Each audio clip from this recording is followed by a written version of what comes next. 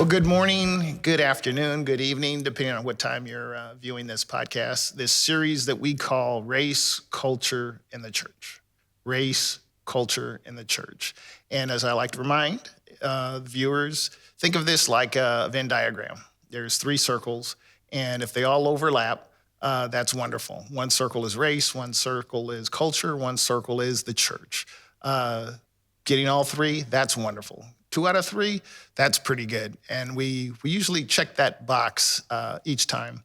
This podcast series began 1 week after the murder of George Floyd. So if you are new to this series, I would encourage you to go back, and you can cherry pick if you like, and see which title and guests interests you. And that gives you a bit of context and setting for our conversations. And that's what they are, 30, 35-minute conversations of different ones that have influence in this part of Sacramento that we dearly love, Oak Park. And I am so pleased, I'm honored to have Director Gregg Fishman of Ward 3 of the Sacramento Municipal Utility District here in our space today. Director, thank you so much. Thank you. It's a pleasure to be here. This is a beautiful church, a wonderful facility, and it seems to me emblematic of some of the wonderful changes happening here in Oak Park. So, well, thank you. Yeah, it's a pleasure to be here. To turn a phrase from Forrest Gump, though, beauty is as beauty does. So, the functionality of the building supersedes any cosmetic beauty, but I appreciate your kind words. I really do. If I were to read this, and I always say the Cracker Jack team of our investigative folks, which is just me, if anything's in error, you could blame it on SMUD, because I am just taking verbatim what is written here about your profile, you and your profile. And I must admit, it is fairly succinct, but it is very comprehensive. You have quite a history, and I, date myself, going to college at Sac State. I think that was about the time I remember hearing your voice on KFBK. Okay. Yeah. You were the radio voice. I also commuted back and forth for 7 years to the Bay Area. I didn't know you had a stint with KGO. I was at KGO Radio for about 3 years, from 95 to 98 or so. Mm-hmm. I was there. I was commuting 87 to 94, so I missed that period. But the whole Jim Eason and all those guys back in the day. But anyway, I digress. It says, I'll just read this. Gregg has been a clean energy advocate for much of his career. As a SMUD employee, he promoted wind and solar energy, dare I say, when it wasn't sexy. When solar wasn't sexy, when wind wasn't sexy, you were out front. Well, I was part of SMUD's PR team from 98 to about 2001. And you're right, wind and solar, these renewable resources, were in their infancy. It was not cheap for people to put solar power on their roof at the time. So we really had to work with people and promote that as a concept. Wind power was something that happened elsewhere. It would, and in fact, we still have wind farms out in Solano County near Rio Vista. So that was in its infancy. And it says I'm a clean power advocate. I did my job for SMUD promoting those resources, but there's an awful lot of people at SMUD that were directly involved in making that technology work, growing that technology to the point today that these things are kind of a given. Solar power is an increasingly large and important part of SMUD's power portfolio. We will break ground next week on a new increasement. We're growing our wind farm out in Solano County. Okay. We're actually taking down 21 smaller, older turbines and replacing them with 19 much larger wind turbines. The modern ones are far larger, and even though it's 2 fewer, we're getting almost about 1.5 times the energy out of those 19 that we were getting out of the 21. One thing about SMUD, and I'm a SMUD customer, happily a SMUD customer. One thing about SMUD, I will say, you do great on branding and just that repetitive messaging. 2030 carbon zero. Yeah, yeah. What is that? I know what it means, but what does it mean?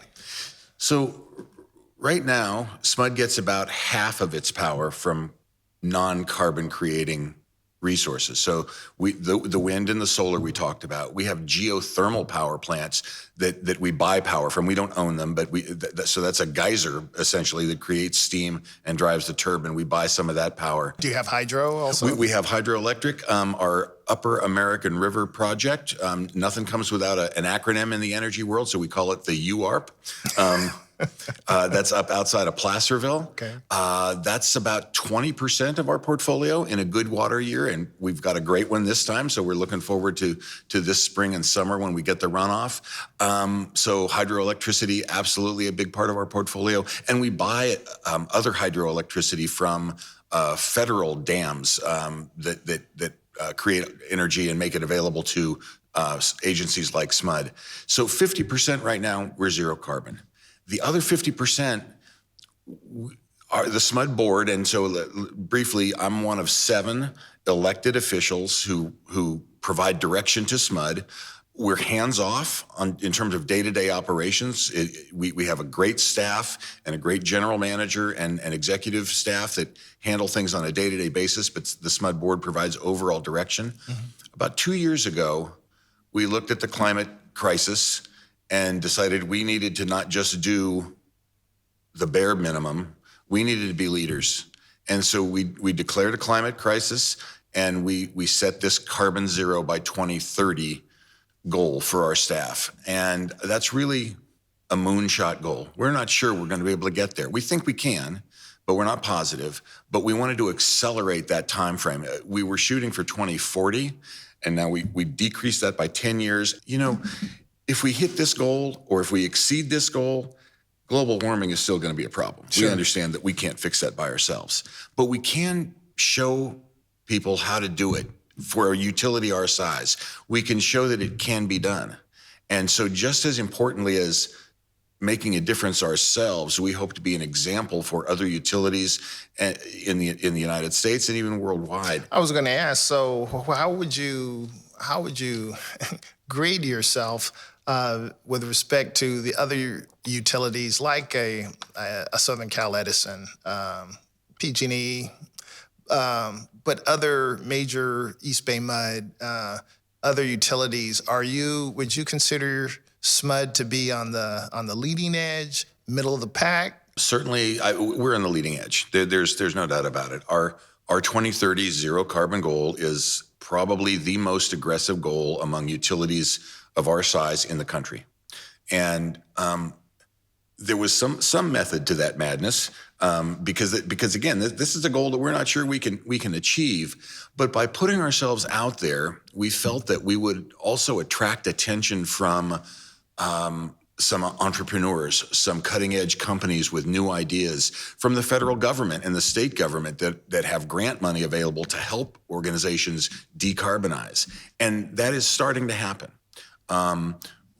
There's some really innovative things that we're doing. After the board made the 2030 zero carbon goal, our staff went to work and created a plan. Said, okay, how are we going to get there? And that plan says we can get 90% of the way there with existing technologies by increasing our wind, increasing our solar power, and increasing battery storage, which is also really important because the wind doesn't always blow, mm-hmm. the sun doesn't always shine, but that backup battery power can help even out those fluctuations from wind and solar. And that's even with the moving target of an increasing population.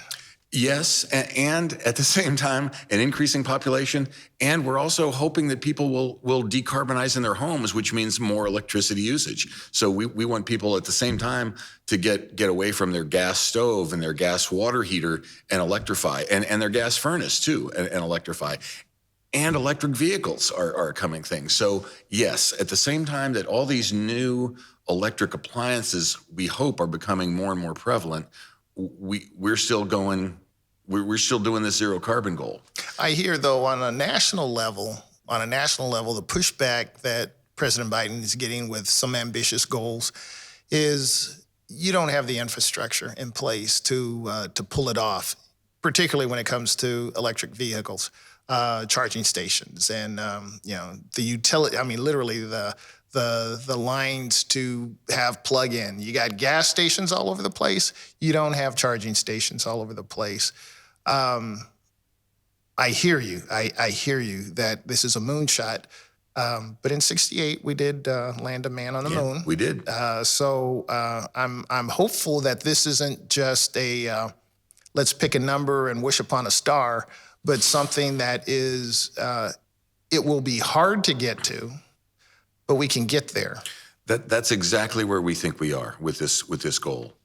And I need to also mention we're not doing this in a vacuum. We're working really closely with the Sacramento Air Quality Management District, which also has a goal of cleaning our air and reducing carbon output. We're working with SACOG, the Sacramento Area Council of Governments, which covers a 6-county region around Sacramento. SMUD is only Sacramento County, but air pollution doesn't follow county lines or city lines. It goes everywhere. So SACOG is a big part of that. And SMUD is also working with Sacramento Regional Transit to increase mobility so people can get out of their cars. These are all things that will help this decarbonization effort, even while we're attracting some of these new technologies. And so you brought that up, and I was going to get there. So no time like the present. You also are employed by Regional Transit. Mm-hmm. One of the questions that I won't say the elephant in the room, but the question that needs to be asked and answered, particularly as we're sitting in the 95817 in Oak Park. There's a portion of Oak Park that has rapidly changed, and you have a demographic that is enjoying all the fruits of a technologically advanced time in our lives and jobs and what have you. Then you have another portion of Oak Park. If I could just describe, it's not an average, but someone that might be a single parent trying to raise 2 kids, maybe 2 or 3 jobs, trying to make life happen. Regional Transit, aspirational goals, SMUD, aspirational goals. These are all wonderful. How is that going to make my life better? How am I going to be made better because of all of these 2030 and whatever is going on? Well, let me give you one example from Sacramento Regional Transit. This is going on a couple of years ago now, and you mentioned that Councilman Jay Chenier has been on this podcast. 3 times. Three times. Well, he probably mentioned this because it was his idea, and he really pushed it through. SacRT offers free rides now for students. So if you're kindergarten through 12th grade, you can get a free pass to ride SacRT buses, light rail, anytime you want to. It's not just to and from school or to and from a job. It's whenever you need to go, wherever you need to get there. Free passes. And that's supported by the city of Sacramento. I believe some of the school districts are involved. So it's not just an RT program. We're not shouldering that entire financial burden, but that's one way that we're helping that family that you described. So the kids can get to school on their own, hopefully. They can get to and from a job if they have one, or to sports or to after-school activities. That's one way we're helping out. We also have developed a micro-transit service. And this is mainly aimed at, and this is not free, but it's relatively inexpensive. You can download an app on your phone. It feels quite just like an Uber or a Lyft. It isn't exactly point to point, and it's only within certain zones of the SacRT area. But you can call a ride and say, I need to get from here to there at this time, and the van will come and pick you up. Does 95817 fall into that group? I believe it does. I'm going to say yes, and we'll check that out and make sure. Well, I know Drew Escobar is excellent at putting little third bars underneath as we're talking. He will pop that up, I guarantee you. So it's called what again? What is the program? Well, there's one that the free ride program is Ride Free SacRT. Okay. Is it income based? No. So if I can pick up the phone, I need a free ride on RT. No. So the free ride is for students only. That's age based. Okay. That's age based. The micro transit service is Smart Ride. Okay. And that does cost. I think it's $250 a ride. But if you don't have a vehicle, or if your vehicle's broken down, you need to get to a doctor's appointment. You need to get to and from the grocery store. It's a way that you can do that. Well, that's excellent, because obviously with one of the downsides with a bus system is that it's not always convenient, and you have typically at least two interchanges. Very rarely do you have I'm going to get on one spot and get off at another spot, and it's exactly where I need to go. There's transfers. So if I can take advantage of something that's a little more taxi-like, that would be wonderful. Doesn't quite get us there. I want to get back to in terms of that typical family that's not typical. What is SMUD doing, if anything? All of the wonderful things that are going on, including putting up charging stations and having different programs to incentivize good behavior, if you will. That costs. That there's a cost to that. Well, am I this single parent, 2 kids? Am I bearing that cost? Am I taking on that additional load? Is my bill going up because someone, say in the fabulous 40s, has gotten a charging station in their garage? A charging station, no. People pay for that themselves. There are some incentives, and so to the extent that comes out of our rate base, there's some of that. I will say that SMUD also offers a special rate for low-income customers. It's called our Energy Assistance Program rate. We call it EAPR because, again, nothing happens without an acronym. Okay. But the Energy Assistance Program rate, and it's kind of on a sliding scale based on your income. I absolutely would urge people to go to our website and see if they apply, if they can apply for that. So that's one thing. We also have a medical assistance rate. So if you are on a medical device that requires electricity, we will give you a special rate as well. And that also would then enroll you in a database that says, well, if there's a power outage, and we know that somebody's on a medical assistance rate in that area, there's a little bit of a prioritization that we can give to fix that outage or to not put that person out if we have to do some kind of outage on purpose, which is very, very rare. But those two things. I guess I would tell you SMUD's rates currently are 45% lower than PG&E's and most of the other utilities in the state. So just that alone saves people a lot of money. I know it's still hard to pay your bill, and we always SMUD talks about rates, right? What's your kilowatt per hour? People don't really care. What's my bill at the end of the month? And we understand that. The other thing we're doing is focusing some of our energy assistance programs, where we try to help people use energy more efficiently, on areas that we know have been underserved. We have a sustainable communities program, and there's a resource priorities map that was created. This is really an innovative thing that SMUD took on itself to start layering all of the impacts on various communities. So we know where there's a lack of hospitals. We know where there's a lack of grocery stores. We know where there are severe health impacts from other reasons.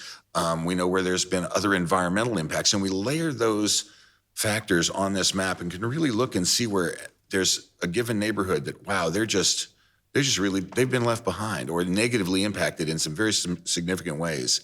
And we can focus some of our programs on those neighborhoods to bring those homes or apartments into better compliance with with good practice. So maybe it means providing a new air conditioning unit. Maybe it means just providing weather stripping. We'll go in and offer free LED light bulbs to some of these people again, more efficient, they cost less. These are relatively small things that we can do. You asked a really important question about are people who get an EV charger in the fabulous 40s, is somebody else helping to pay for that? We just about a year and a half, well, no, it's 2 years ago, I think, reduced the what we call the net energy metering rate. So if you put a solar system on your rooftop, and it creates more energy than you need on a certain on a given hour, SMUD will buy that back from you. The price we pay for that extra energy that we buy from a rooftop solar system is called the net energy metering rate. It has been higher than about 12 cents. And again, we talk about there's a lot of, it's 12 cents per kilowatt hour. Let's get rid of the kilowatt hour. We were paying 12 cents for that. Our average rate for energy that we can either produce ourselves or buy on the open market on a wholesale basis is about 3.5 cents, maybe 4 cents. So we were paying considerably more for that extra energy from solar systems than we could pay for energy off the market. And there is a cross subsidy happening there. And we recognized that early on and took it upon ourselves to reduce that net energy metering rate to 7 cents, 7.4 cents. So it's still a little bit more. We do want to provide some incentive for people to do energy, to take energy into their own hands. Sure. and to do solar. But we've reduced that subsidy partially because of it was a cross subsidy where some customers who could never afford or didn't own their own home or wasn't a priority. Absolutely. To do solar, we're helping pay for other solar systems. So what we've done instead is two things. So we've taken some of that subsidy and we are buying and producing more what we call utility scale solar. So this is a solar farm that's out. Well, there's one out near Rancho Seco. I drove by there not too long ago. Okay, so huge array of solar panels that SMUD, actually we don't own those panels, but we buy all the energy from them and make that available to all of our customers. So all of our customers benefit from that solar farm instead of having it up on somebody's roof. The other thing we've done is increase the incentives for battery storage systems at home because like I said earlier that, the sun doesn't always shine and it doesn't always shine when you need it to. Correct. And so one of the things that we see happening that makes operating our system really difficult, the more solar that we get, it's producing a lot of energy right up until the afternoon when the sun starts to go down. But on a hot summer afternoon, the sun's already going down, but the demand for energy is going up. Trust me, it's that way at the Meeks household. Absolutely. Yeah. People get home, they turn on the air conditioner. So a battery storage system helps deal with that impact, right? So if we store some of that solar energy, between, 10 a.m. and 2 p.m., at 5 o'clock when the sun starts to go down, if our customer uses it themselves, terrific. Or if they let us use that power from the battery, even better. And so that's a real operational tool. And so we are providing incentives for battery storage systems, which also, frankly, are a little bit easier for more people to install. Doesn't matter what kind of roof you have. It doesn't matter if there's trees overhead. It doesn't matter if your roof is composite or shingles or whatever. If you have space in your garage, you can put a battery storage system in. It's not cheap. And so we are providing more incentives to help people do that. That sounds like there's great, considerable opportunity there. I know I'm running out of time. It always happens. But I have a couple more questions. Sure. Again, under the heading of, let's put it this way. I used to have a supervisor. One of his adages was, what gets measured gets done. What gets measured gets done. So how is SMUD capturing information on its service to historically underserved communities? Wow. How are you gathering that data? When is a win a win? When do you know you're hitting the target as opposed to, well, let's just throw a whole lot of things at the wall and see what sticks? Wow. That's a really great question, and I don't have an answer for you. I mean, these are things that are very hard to measure, right? How do we know we're hitting the right community at the right time with the right service? Those are tough questions. I guess I would tell you that through our Sustainable Communities program, we are doing some very targeted outreach to the communities that we know have been most impacted. We have a team of people that's devoted to that, to making sure that we're putting resources where they can make the most difference for our communities, and trying to bring people along. I guess the other thing that we haven't really talked about, and this is a whole nother... No, go right ahead. No, bring it up now. Yeah, please. Is workforce development. Yeah. We are very much invested in trying to get the companies that we do business with as we embark on this 2030 zero carbon plan to invest back in the community and to hire people from the communities that we're trying to serve. Are those things that are measurable? They are measurable. Are you measuring them? We are, and I don't have the statistics at the top of my head. But yes, we are measuring them. And one that I'll bring up, one of the new technologies that we're beginning to work on is called a flow battery. I don't understand the technology, but it's different from a regular, NiCad battery that we're kind of becoming more familiar with, in that it allows for longer term energy storage. You can charge this battery up, let it sit there for days or weeks, and then discharge it when you need it. Whereas the lithium ion batteries have some different limitations. The flow batteries offer us much more flexibility. The company that we're dealing with is setting up a center of excellence here in Sacramento that will help train and hire people from the communities that we hope to serve to install the battery systems, to maintain the battery systems, to do other electrical work. That sounds great. The one thing because City Church has been blessed to partner with SMUD, I must commend your outreach, your education group. Just shout out to AJ Woods and Adrian Williams that they have headed up STEM programs in the 95817. Those are a little less. It's harder to measure the benefit of that, and it is definitely long term. Dare I say, generational in terms of the investment. Yeah. But those are the types of investments that have to be made if we're going to get to wherever we say we're going to go. And it's one thing to have, there's everything right, there's nothing wrong with having the 2030 goals. I applaud it, I support it. There has to be, from my perspective, there has to be equity built into that goal. But at the same time, so we could hit that goal, we can hit that goal and win that prize, if you will, and still lose as a community. Yeah. And it shouldn't be either or. It could be both and. Absolutely. And I will tell you that the entire SMUD board shares that sentiment, and the staff does as well. And so we're not perfect at it, and we know that. But we also know that we have to keep trying and keep trying harder to reach those communities that have been underserved, that are difficult to reach, people that don't have a lot of trust or faith in the government, and often with good reason. People that don't speak English as their native language, people that have, recent immigrants. We do our best to reach those communities and offer them the services and products and other things that SMUD delivers, not just the electricity and here's your bill at the end of the month. How can we improve your life in other ways? Well, Director Fishman, you have to come back.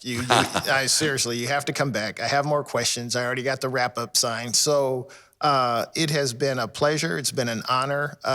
Again, I invite the audience to, if you want to know who Gregg Fishman is, do read his bio. It is extensive. It is both long and wide. It's comprehensive. And I don't impress easily, but I am impressed.